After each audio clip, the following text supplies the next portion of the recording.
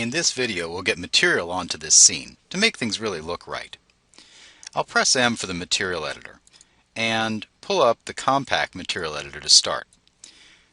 With the default UI set to mental ray, we get the ArchDesign material as the default slots populating.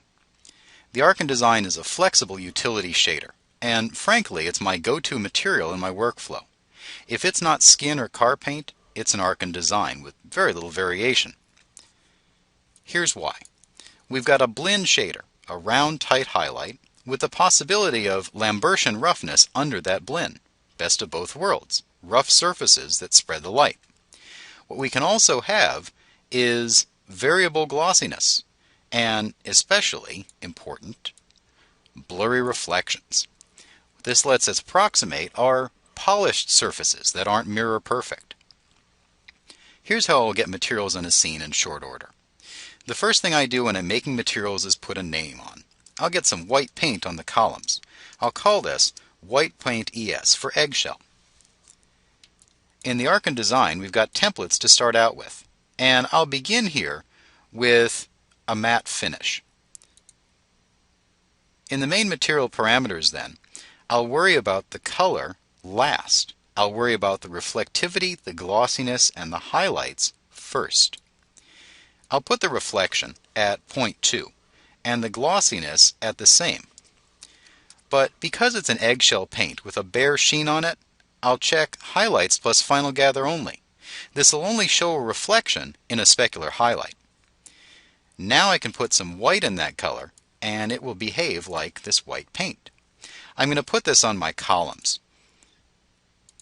And I'll go through and assign things as I can, using my Select by Name box if I need to pick multiple objects.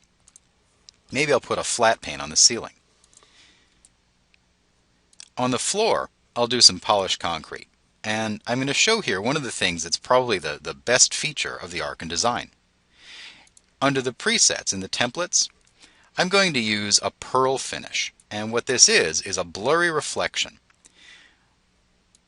I'm going to name this material Polished Concrete. And I'll give it a touch of roughness, maybe 0.1 so it spreads the light a little bit. I'll put the reflection up fairly high, 0.45, and the glossiness high as well, the same 0.45. Glossy Samples is the quality setting in that gloss and reflection. I'll bring this up to 8 for now. I'll scroll down, all the way down, to the Fast Glossy Interpolation rollout. What this does for us is allows us to have blurry reflections, or reflections calculated at a percentage of the rendering resolution. In that Fast Glossy, we can choose the interpolation grid density. I'm going to run it at 1. Sometimes it defaults to 2, and that gets pretty excessive in rendering time. What I'll do in the interpolation, though, is set the neighboring points at 8. The higher the number of points, the blurrier the reflection. I'll also use a high detail distance. This is in scene units, and yet another reason why modeling in scale is so important. I'll check it. Now when the ecos reflect on the floor, they'll get a nice reflection around their feet, but it'll fade off fairly quickly. This is going to give me a good reflection that blurs and simulates that softly polished concrete look.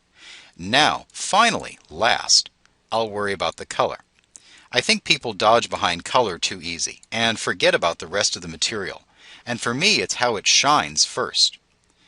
Into the color, I'll put in maybe a deep red, and I'll desaturate a bit, and just warm it up a little bit, bring the hue up towards the oranges. This is a deep gray or chocolate or charcoal floor, we'll call it. We'll see how this looks. I'll do a quick test render, and then we can get materials on the other objects in the scene.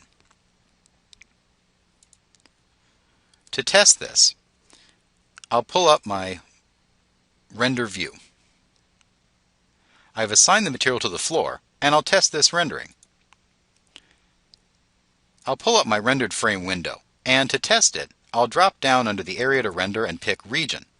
I'll slide the region down low on the floor and get a pretty good idea of how this is going to look. This is going to keep my render time down.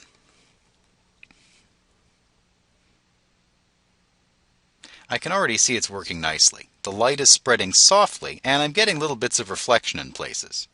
I can always open up this region, or pull it over and try another section. I want to test this regularly.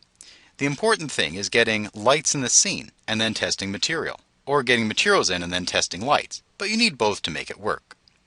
Like I said before, I use the MIA, or the Mental Ray ArchDesign material, for everything in the scene. I have a motto when I teach, and my students laugh at me, but I think it's true. If you go Mental Ray, go all the way.